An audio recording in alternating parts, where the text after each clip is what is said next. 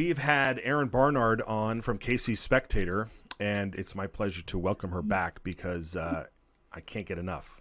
We did a podcast together back in the day, and it was always so much fun. So, Erin, welcome back to the program. I want to talk about this library bill. Did you get a chance to watch the hearing this morning? Yeah, I watched the whole thing. Thanks for having me back. It was interesting. I like to see all the different opinions throughout the state. I found it really interesting that it was the Idaho Education Association Day on the Hill, and this was when the bill was in committee for testimony. So maybe it's a happy accident. I don't know, but that was just ironic. But the interesting aspects, I found a couple of different arguments that were there was, I'm a librarian, so I know what's best. I'm the professional, so trust me to do the work for you. We just saw that a couple years ago with COVID. I'm the medical expert, so you will do what I say because you're not the professional, I am. Similarities there. I also saw the argument that, there's different people around the state who want to be able to get this information for themselves. You have the marginalized group of people that maybe they have questions. The whole bill isn't about marginalized people. It's actually about getting pornography out of hands easily of children. It's just putting in a different section of the library. It's not banning, it's not burning books, nothing like that. The pornography in the children's section that is readily available for the children is just put into another section so that their parents can decide whether or not they want their children to have those books. But the parents have to be the ones that go in there and get those books for the kids. Reminds me of the days, I'm kind of aging myself here, reminds me of the days of Blockbuster Video or a movie rental store. There was always that one room in the back corner with the drape over it that kids were not allowed to go into, because those were the movies that were specifically for adults and pornography.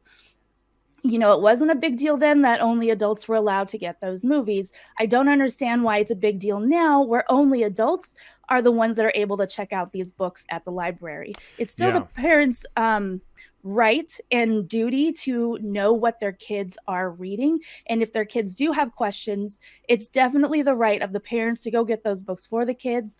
This bill is just saying we just want to be able to have the parents get those books for the kids, not the children getting those books for themselves. Right. And to use your analogy with the video store, there was the back room with the drape, right? Mm-hmm. And that had hardcore things that absolutely should not be in the hands of children. But the rest of the store also had, among the drama or the comedy, R-rated movies, right? And those R-rated movies didn't even have mostly didn't have graphic images on them, but they were rated and they had a rating. And if they were brought to the counter, that the store owner or whoever was working there would deny the children, hey, you shouldn't have that movie.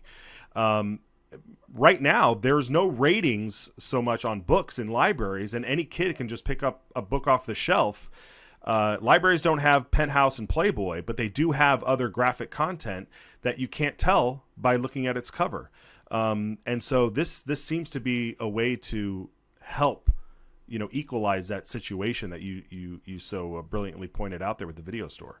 Yeah, and the ratings online are actually really interesting. If you go try to do your due diligence and go to Amazon or go to Goodreads and kind of understand where the book is coming from, you still don't get the whole picture of what is going on in the books. And that's where I really appreciate Mariana Cochran and what she does with the Clean Books for Kids, is she actually goes and checks out these books from the library, reads them, and then goes, hey, this one isn't so great. Here's the pages where it's not so great for you to decide. And then that's where she started her advocacy to try to get these books out of the children's section of the libraries and put them into the adult section so that the adults had to check them out.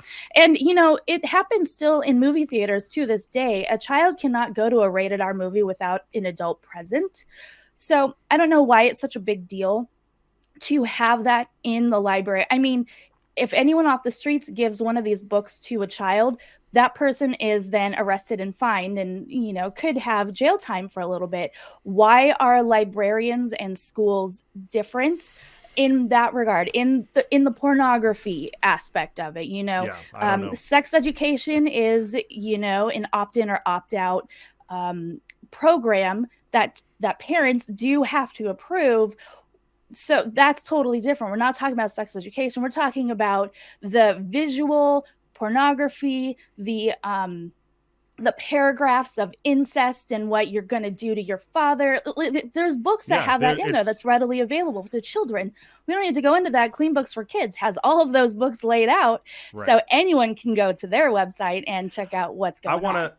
I want to play a clip from you. We cut this out from today's hearing. Julianne Young, Representative Julianne Young out of Blackfoot, out there in East Idaho, she kept asking these librarians and some of these people that were advocating against the bill. She kept asking them a specific question. Do we have that clip? Can we show that?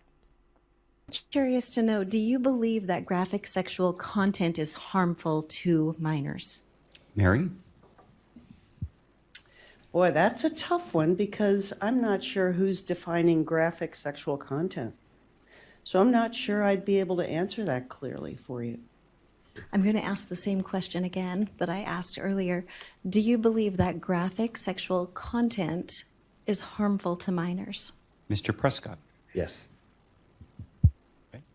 Thank you. Any further questions? Yeah, so so the last guy said yes, plainly, and the first one had a problem defining what that is. And even if to say, well, what, you know, if you were to define it, would you find it objectionable just for children to see that stuff?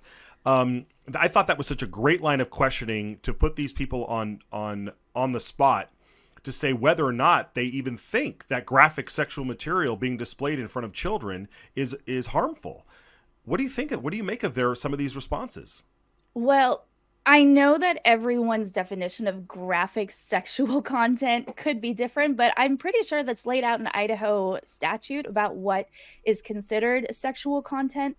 So even if we just went back onto those definitions, when you take some of these books that are listed out, say on the Clean Books for Kids website that's readily available to children, there is a huge disconnect between maybe the librarian's definition and the Idaho state statute, and those books that they are putting out on the shelves do not fall under a proper graphics for children. That's very graphic.